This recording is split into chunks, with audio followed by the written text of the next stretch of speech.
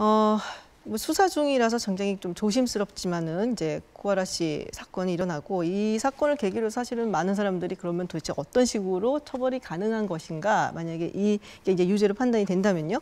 근데 찾아보면 가장 가깝게 손쉽게 볼 수 있는 게 성폭력 범죄 처벌 등에 관한 특례법 이게 있고, 또 음란물 유포죄도 사실 여기에 들어가고 협박 강요죄 뭐 이런 것들이 있더라고요.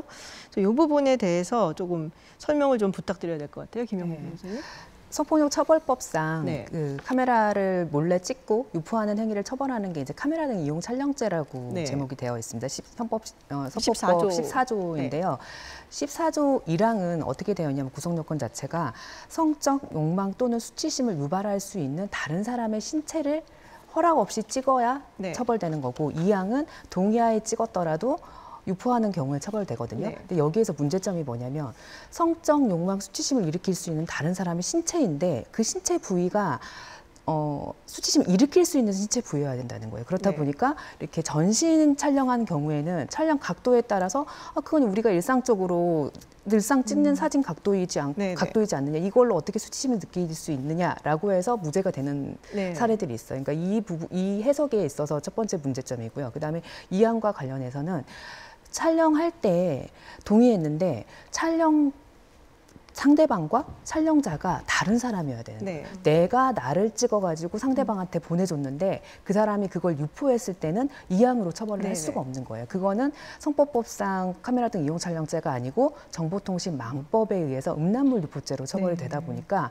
문제는 형량도 훨씬 낮아집니다. 그렇죠. 성법법상으로는 징역 5년 이하, 3년 이하의 처벌을 할 수 있는데 정보통신망법의 음란물 유포죄는 1년 이하로만 처벌이 돼요. 그리고 성법법상 처벌이 되면 이제 선고를 할 때 성폭력 치료 수강 명령을 해요. 성폭력 치료 프로그램 수강 명령이 같이 부과가 되는데 음란물 유포죄는 성폭력 범죄가 아니기 때문에 그 별도로 부과되지 않고요. 그다음에 성폭력 범죄자로 취급되지도 않습니다. 그러니까 이런 문제점이 있고, 또 영상 자체를 우리가 보통은 이제 휴대폰이라든지 인터넷상 이제 컴퓨터를 통해서 화상으로 이렇게 봐서 이미지를 촬영하는 경우들이 있어요. 근데 이미지 촬영은 원본이 아니라고 해서 이 카메라 등 이용 촬영에 해당되지 않습니다. 그러니까 촬영은 그게 아니고 촬영된 것이 이미지라는 거죠. 모니터에 나와 있는 것을 촬영한 이미지. 네. 그거는 이제 카메라 등 이용 촬영죄에 해당되지 않는다는 건데요.